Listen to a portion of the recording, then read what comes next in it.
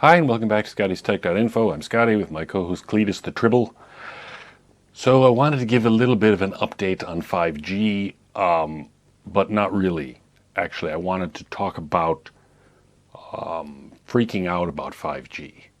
So, longtime viewers know that I've released several videos. I've talked about, one of them was called 5G is just the tip of the iceberg, and I talk about not only 5G, but 4G, 3G, 2G, Bluetooth, Wi-Fi, blah, blah, blah, and all the various studies over the years that have shown that these technologies may not be the greatest for our health.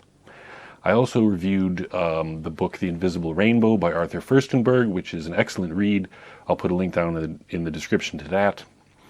I made a series of videos about how to wire your house for Ethernet so you don't have to use Wi-Fi anymore.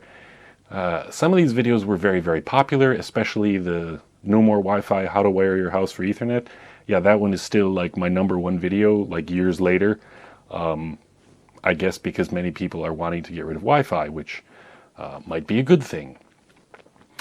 Personally, I don't use Wi-Fi unless I absolutely have to, because there's just too much data out there, too many studies that have been done that have shown that, yeah, maybe it's not the greatest thing ever. As I mentioned in a previous video,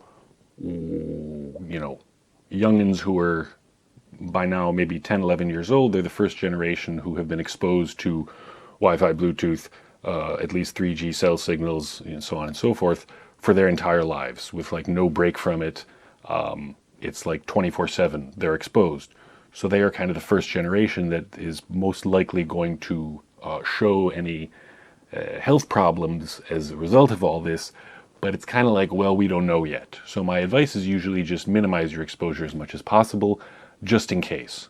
Because, even with Wi-Fi, I did another video on that. It's like, why would you want to use Wi-Fi when you can run some Ethernet cables and you get more speed, lower latency, more reliable connection, it's more secure, it's more private, and it costs like almost nothing. So like, why wouldn't you do it? To me, that's kind of a no-brainer. So all of this leads to this video, and the reason for that is because many people are saying, oh, how come you don't do more videos on 5G? We've got to stop 5G, blah, blah, blah. I made a video a little while ago when the whole pandemic thing started, because everyone was saying that they believed that 5G was causing COVID, and I made a very simple video to show that no, most likely not. Many people hemmed and hawed and hurled insults at me, and they're like, how dare you, blah, blah, blah. That's what I want to talk about today, because, yeah. Let's start with The Invisible Rainbow, Arthur Firstenberg's book. Now, I reviewed that book, and it is extremely interesting. The short version is, if you read that book, what you're going to find is that all throughout the history of RF, radio frequency gizmos,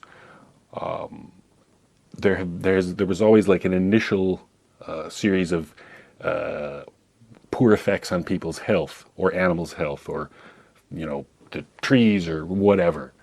The introduction of everything, first it was telegraph systems, wired and wireless. Then it was, blah, blah, blah, blah. Then it was like, AM radio, and then FM radio. And then eventually we had digital radio and Bluetooth and Wi-Fi and 1G cell phone systems, 2G, 3G, 4G, now 5G.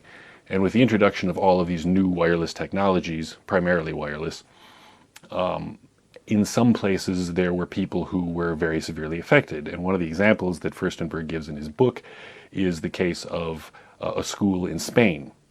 Now the story is, and I probably will screw up some of my details here, but the long and the short of it is that there was a school in Spain, and they put up a cell tower. I think it was, can't remember if it was 3G or 4G, I don't remember, but they put a cell tower up, and shortly thereafter there were like 20 some kids who had some horrible illnesses. A bunch of them got leukemia. And so there was this whole hullabaloo, and eventually what ended up happening apparently is they took the cell phone tower down. So you got a school, you got a cell phone tower, and of course this was used as an example in The Invisible Rainbow to demonstrate that something is not right here. Now, the question is, can we actually say that it was just that cell phone tower that caused the problem? And this is where it kind of becomes a sticky wicket, because the question is, how many schools are there in Spain? How many schools are there in Europe? How many schools are there in the US? I mean, all over the world, in a whole bunch of different countries, on multiple continents, you had these cell phone towers. Each time a new generation of technology came out, sooner or later, the towers go up, the towers are, the antennas are changed, the technology is changed, and of course you have people being exposed to these new, this new EMF, these new radio waves, right? Higher frequencies, lower frequencies, different modulation schemes, whatever. And in specific instances, you have really big health problems, like these kids who got, I'm pretty sure it was leukemia at this school in Spain, right? So you go, it was a cell phone tower. But what about all the other schools that had cell phone towers next to them?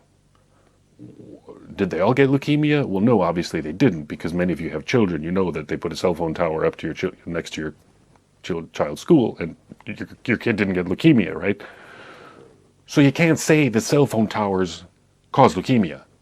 Of course, that's not what Furstenberg was saying. He was saying, look, here's this whole sequence of events all throughout history where every time a new technology is introduced, there are lots of instances of health problems. It's not like widespread, it's not always, it's not everywhere.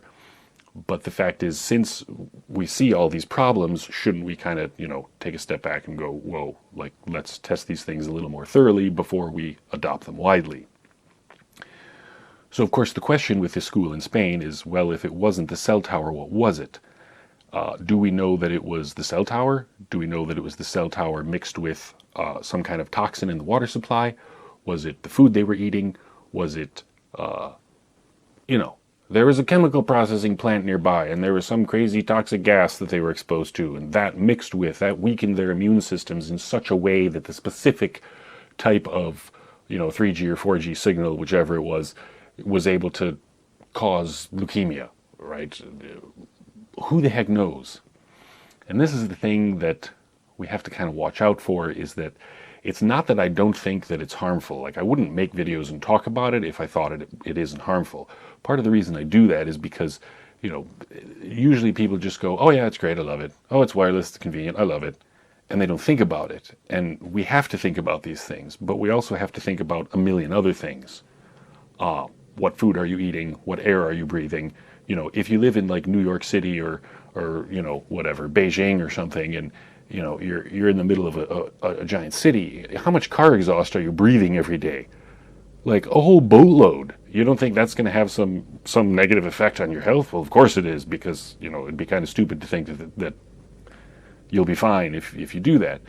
But of course we don't think about these things because very often we're not told to think about these things.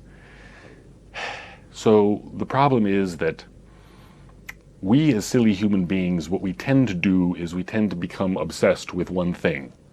So, okay, look, there you go. I just watched Scotty's video and he says 5G is bad for us. And that's not what I said. What I said was that here you have 5G. There are many people, studies done by doctors, scientists, all kinds of people. They're publishing these studies. Some in more reliable journals, some in less reliable journals. Some can't even get published by a journal because, even though the study looks good and the data looks good, no one will touch it with a 10-foot pole. That's obviously a problem. Because if you do a good study, everyone shouldn't just ignore it. You look at the data, right? And of course, there are lobbies for the telecom, industry and blah blah blah. And there's politics that gets involved, and it's all crazy. But the point is that we tend to watch something and go, or see something or read something and go like, all right, 5G, that's causing all my problems. Well, is it?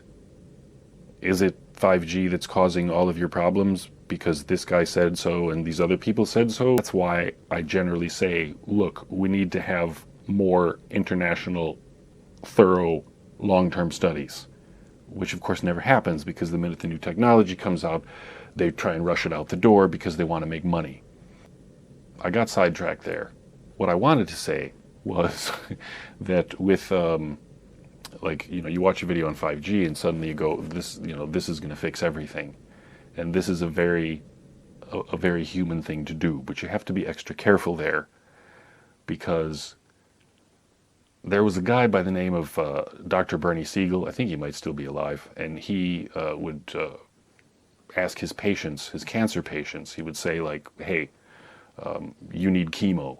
So what I want you to do is draw me a picture of you getting chemo. And so some people would draw like themselves with like X's for eyes, and there were like syringes flying at them with like some bubbling green evil looking liquid, and they were like Satan was standing in the background, whatever. and then some people would draw like, oh, it's just like a little IV bag and there's a tube, but it was like the IV bag was filled with flowers and blah blah blah, and they had like a smile on their face, no X's for eyes or anything. And what he found was that he had an 80% success rate in predicting the effectiveness of chemo based on what kind of picture his patients would draw. If his patients drew a picture of chemo as something that was going to help me, 80% of the time it helped them. If they drew a picture of chemo as the spawn of the devil, then 80% of the time it was not helpful for them. It didn't work. I did a video on the Q-link. I don't know how it works. Don't ask me to do a teardown because someone else did a teardown and there's kind of nothing inside it, as I talked about in that video, the placebo effect. Even if you don't believe in it, you have to accept the fact that, and so does the medical establishment, pretty much everyone accepts this, the fact that if you are stressed and anxious, it weakens your immune system. There's all kinds of biochemical things that go on, like your cortisol level rises, adrenaline, blah, blah, blah. All these hormones and chemicals in your body get totally out of whack, and that makes your immune system less strong. So if you are constantly afraid, if you are constantly anxious, if you're constantly stressed, you are weaker. You have less ability to fight infection, you have less ability to get well, and maybe even you are more susceptible to any negative effects of like wireless technologies, for example. So if you watch a 5G video and you go, oh my God, we're all gonna die, you're actually stressing yourself out. So is that actually weakening you and then making it so that you actually will be susceptible to it? There's a whole lot to consider here other than just, well, this person said that and that person said, And then, of course, there's the fact that, like, let's say you do get a petition going, right? And you stop 5G or whatever it is in your town. Well, great. Okay, it stopped. Then hopefully, more research is done, blah, blah, blah. We'll see if it's safe or not. But then what? Because did you just win? I mean, in a sense you won, but what about 4G? What about 3G? In some places, what about the 2G network? What about the fact that everyone and their dog has Wi-Fi going 24 hours a day? Are you carrying a smartphone around with you, all the time, and you leave your smartphone on and connected to the Wi-Fi in your house and connected to the cellular network next to, on the nightstand next to your head while you sleep? Because if you're doing that, well, okay, so you just defeated 5G, but you're ignoring all the other stuff that may also be affecting you. So did you really actually just win anything? Or did you just sort of feel like you've accomplished something, but, and maybe you did in part, but what about if you're ignoring all the other stuff? You can defeat 5G and eat like, Big Macs every day, and, you're probably not going to have very good health. Sorry, but that's, So, yeah, so you have to kind of be careful about getting too fired up about things. I have several friends who, oh my God, I started a new job and there was a cell tower, and they're wanting to like walk around in like a tinfoil like bunny suit or something, and it's like, I try to say like, but didn't you have these other health problems before the cell tower? Didn't you? No, it's the I know it's the cell tower. I know it's the cell tower. Like, I get it. I do the same thing, but you got to stop and think about this stuff and go, right, because if you're one of those people and you're actually trying to convince others and you're walking around in a tinfoil bunny suit, how many people do you think are actually going to listen to you? You may actually be right, but nobody's going to listen to you because you sound like a lunatic. So, and the fact is, you don't know. We don't know. There's a whole lot that we don't understand. There's this dude, Gerald Pollack, who talks about like the fourth phase of water, and it's like he's observing that water acts as, it almost has like the fourth phase of matter. It acts like a gel and stuff.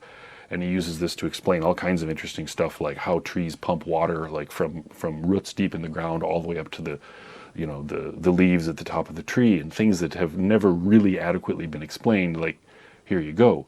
And it's like, dudes, dudettes, and dudesies. If we don't even understand water, there's a lot we don't know. And so you have to keep an open mind, and you have to stay calm. There's enough division in the world as it is already. Most likely, you're probably on social media, most likely, if you're like most people, and you're, it's this group that's causing all the problems, it's that group that's causing all the problems, it's this technology or that thing or this virus or that whatever.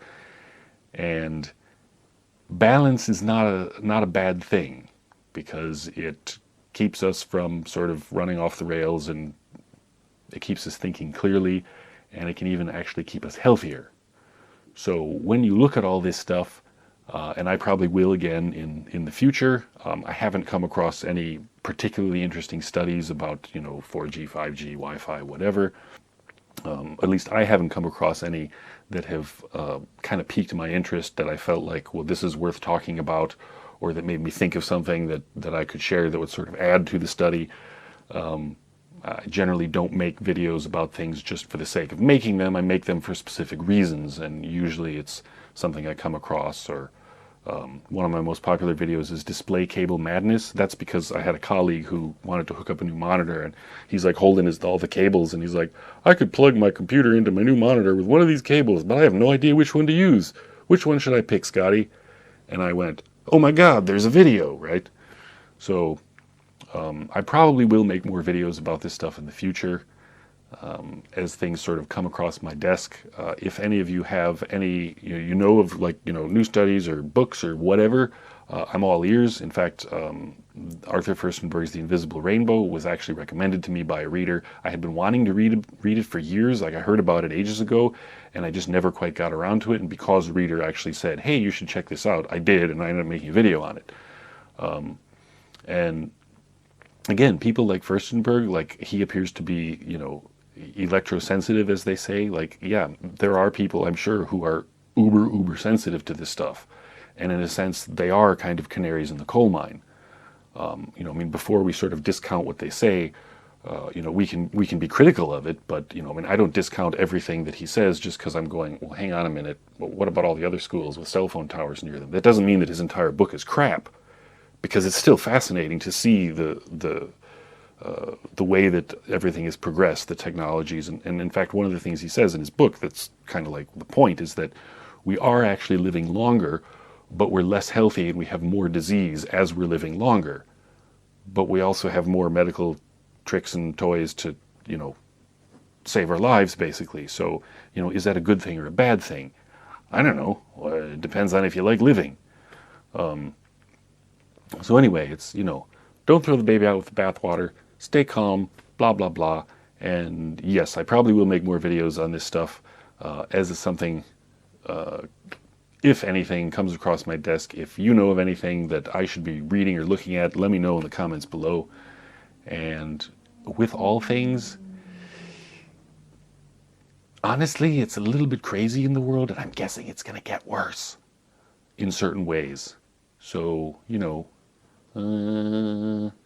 just be zen. Don't be one of the crazy people. It's not worth it. Your health isn't worth it. You do your thing. You say your piece. You keep your wits about you. And yeah, if you can do something that you think is going to make a difference, then go for it. Like, why wouldn't you?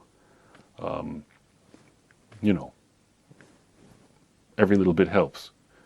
But always with a calm and level head, and never to the point that you're getting so stressed about it that you're ignoring the whole rest of reality and everything else that's going on, and especially not if you're even injuring your own health because you're just so stressed or worried or afraid. That's just not good. So that's all I got. For more techie tips, see ScottiesTech.Info. Thanks for watching. See you next time.